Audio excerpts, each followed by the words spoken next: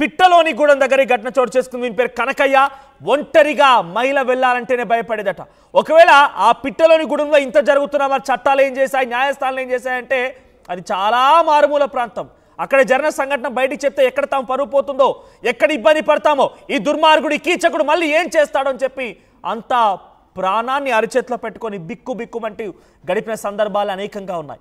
ఏకంగా ఆ గ్రామంలో ఎవరైనా బహిర్భూమికి వెళ్ళాలన్నా, ఒంటరిగా చేను చిలకల పనులకు వెళ్ళాలన్నా కూడా చేతిలో ఒక గొడ్డలి లేదా కొడవలి పట్టుకొని వెళ్ళేవారట. ఎందుకంటే తమ ప్రాణాలని కాపాడుకోవడం కోసం. ఏదో పురుగో లేదంటే ఇంకేదో పామో లేదంటే ఇంకేదైనా వచ్చి తమని చంపుతుందని కాదు, ఈ నరరూప రాక్షసుడే, ఈ కామందుడే, ఈ పిల్లి కల్లోడే వచ్చి తమని హతమారుస్తాడని చెప్పేటువంటి భయంతోనే వాళ్ళంతా వెళ్ళిపోయేవారట. నడి రోడ్డు పైన ఒంటరిగా ఒక స్త్రీ వెళ్తుందంటే చాలు, తన రెక్క పట్టుకొని లాగి, తన చేయి పట్టుకొని లాగి తనకున్నటువంటి కామవాంఛలు మొత్తం తీర్చుకునేవాడట. ఏకంగా ఇక్కడ ఘటన జరిగిన తర్వాత ఆర్టీవీ గ్రౌండ్కి వెళ్ళింది. అక్కడ మహిళల్ని, వారి అభిప్రాయాల్ని, ఈ కనకయ్య గురించి అడిగి తెలుసుకుంటే నిజంగా మా రిపోర్టర్ చాలా కన్నీళ్లు పెట్టుకున్నాడట. రిపోర్టర్ చాలా ఒక రకంగా చెప్పాలంటే చాలా ఇబ్బంది కలిగింది. నేను వారితో మాట్లాడలేకపోయిన మాట చెప్తున్నాడు. బికాస్ అక్కడ ప్రతి మహిళ ఒక మాట చెప్తోంది, వీడు చనిపోయాడని చెప్పి సంబరాలు జరుపుకుంటున్నాం, ఒక రావణాసురి వధ జరిపినట్టుగా మేము సంబరాలు జరుపుకున్నామంటారట. వాడు నిజంగా మీరపడి రక్కి ఆ మహిళల్ని ఎంతలా ఇబ్బందులకు గురి చేసేవారట అంటే ఆ గ్రామంలో 25 మంది బాధితున్నారట మహిళలు. నాయనమ్మని కాటికి కాలు చాపే ఒక ముసలమ్మను కూడా వదిలిపెట్టలేని దుర్మార్గం. రైట్ సైడ్ విజువల్స్ చూడండి, ఆ విజువల్స్ మీరు గమనించండి. వారు చచ్చిపోయిన తర్వాత ఎంతలా వాళ్ళంతా కూడా ఆ భూతల్లికి మొక్కుతున్నారు. వారి ఆవేదనని, వారి బాధని, వారి ఆక్రోశాన్ని అలా వెలగక్కుతూ ఉన్నారు. అర్థం చేసుకోండి, ఒకే ఒక్క వ్యక్తి 40 మందిని అత్యాచారించడం అంటే చిన్న విషయమా? ఈ పిల్లి కల్లోడు వీని కళ్ళు పీకి నిజంగా ఇప్పుడు చచ్చిపోయాడు. వాడు ఏం చేశాడంటే, ఎలా చచ్చిపోయాడు చివరాకన్నా అంటే, ఓ రోజు ఫుల్గా మద్యం సేవించి వాడికి 2 భార్యలు, ఆ 2 భార్య దగ్గరికి వెళ్ళి వాడి యొక్క కామవాంఛలు తీర్చుకోవడం కోసం అన్ని రకాలుగా ప్లాన్ వేసుకొని మద్యం సేవించి ఇంటికి వెళ్ళాడు. వాడి చేతిలో గొడ్డలు కూడా ఉంది. వాళ్ళిద్దరిని చంపాలనుకున్నాడట.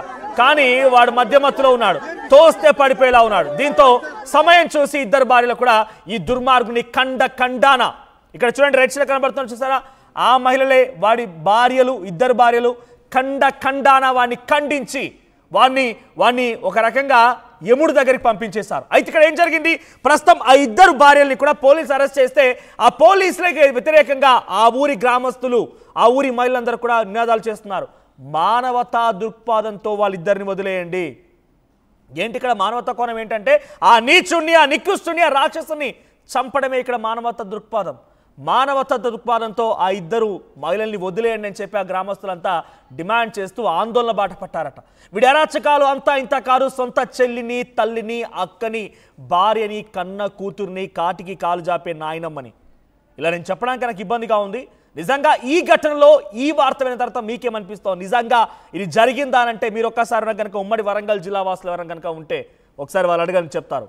జనగామ జిల్లా పిట్టలోని గూడెం దగ్గర ఈ ఘటన చోటు చేసుకుంది.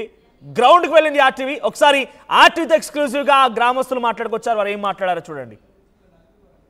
ఇప్పుడు వాడు చేయబట్టి ఎన్ని సంవత్సరాలు అయితే ఒక 5 సంవత్సరాలు స్టార్ట్ చేసినాడు. అక్కడ ఒక 2 అక్కడ రేపు చేసి ఆడసంబిడ్డ రేపు చేసిండు, కొట్టిండు బాగా కొట్టి మన చేతి ఘోరం కాదు పరీక్ష అది ఆడ చేసిండ సార్. మరి ఈ దుబ్బాకల ఆ దుబ్బాకల ఆడ చేసి ఆడ రేపు చేసిండు సార్. ఆడ కూడా రేపు చేసి ఎట్లా చేసిండు అంటే వాడిని ఘోరం బతుకు చేసిండు. అయితే సెల్లులు చూసిన అక్కడ వస్తే మేము గట్టిగా పట్టుకుందాం మా మనసులో ఉన్నది. అరే చెప్పురా ఎవరు ఉంటే వాడిని పట్టుకురా అంటే పలానా బట్టి చెప్పుడు కానీ వాళ్ళు కేర్ చేయలేదు సార్. మాకు బాబీడు ఎట్లానే ఉన్నాడు అని మాకు ఇక్కడ భయం పడుతున్నాడు. ఈ 3 సంవత్సరాల కింద వచ్చిండు. 3 సంవత్సరాల కింద వచ్చి సార్ ఇప్పుడు అది ఎటో పోయింది. అయ్యా వెళ్ళి ఇప్పుడు అది రేపు చేసిండా ఫస్ట్ ఈడ వంగరాగానే ఆమెకి ఇంకా గుంజిండు, పెద్ద ఆమె గుంజుడు ఫస్ట్.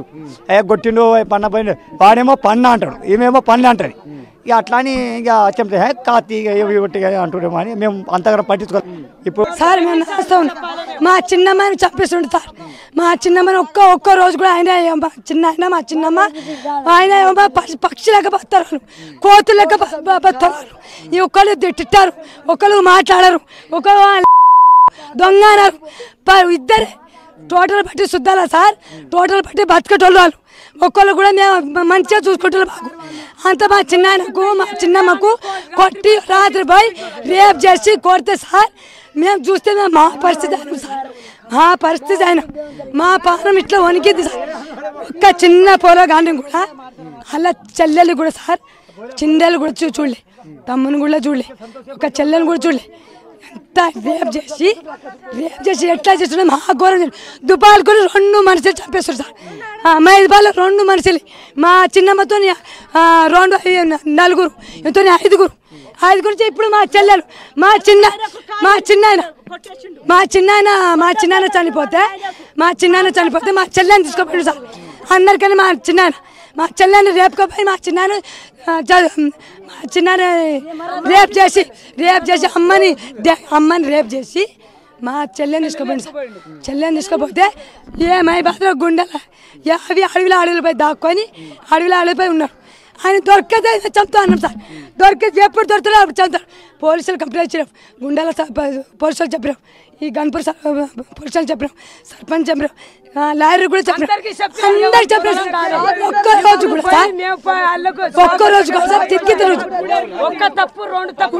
ఒక్కరోజు కూడా దొరకలేదు సార్. ఇప్పుడు 8 మందో 7 మంది 1 నెల దాకా తిరుగురు సార్. దొరకలేదు. ఇప్పుడు మా చేతులు పట్టాడు సార్. ఆయన మా చేతులు 12 కాదు 1 గంట రాజు వచ్చాడు. 1 గంట రాజు వస్తే మేమంతా కలిపినాం.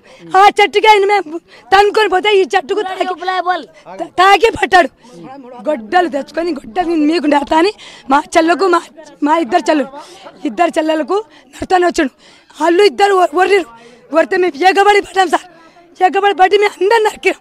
ఒక రాయి తీసుకొని కొట్టినాం, మట్టి వేసాం, రాయి వేసాం, ఈ మొత్తం కొట్టినాం, మొత్తం చంపి ఇబ్బందులు వేసాం సార్. నేను మా పీడ పోయింది సార్, మా భయం పోయింది సార్, మా చేనిపోయింది. ఒక్కరోజు అన్నం తినకుండా తెల్లారంగా అన్నం తింటే ఇంకా పోతే మేము అన్నం తినాం. ఇప్పుడు 3 పుంటలు అన్నం తింటాం. ఆయన చచ్చిపోయినా అంటే 3 పుంటలు అన్నం తింటాం. ఇప్పుడు బతుకుతాం.